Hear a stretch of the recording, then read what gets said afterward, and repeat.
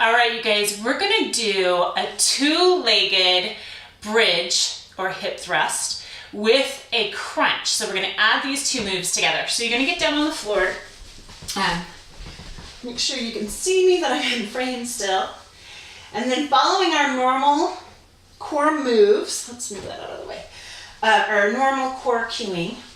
When we're down here on the floor, I want you to remember to tip this pelvis towards your chin. So that automatically activates our core. It presses our small of our back down into the floor as well and protects our lower back, okay?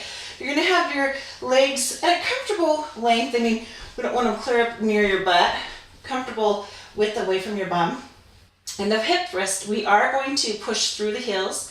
What I want you to think of is your hip bones going up to the ceiling and you pushing as hard as you can, as high as you can with your hips, as if the ceiling was going to fall down on you and it was your hips thrusting that was keeping the ceiling from falling. Also, very important, you're going to squeeze your glutes the entire time. I want those things on fire. And then once we're up into that hip thrusted position, we're going to do a small crunch. So this is going to be what the move looks like. Your core, like this would just be relaxed. Instead, I've got my hips turned, my core nice and tight. So it's spooned up towards my chin, pushing through my heels, squeezing that glute and my hips as high as I can.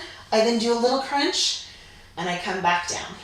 And I come up and a little crunch and I come back down. And I go up and a little crunch and I come back down. So not pulling with the neck, instead I'm just crunching. Like think of taking your rib cage right here and rolling it into your navel while your hips are up as high as you can.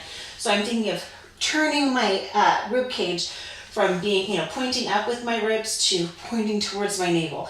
Not pulling with my neck at all.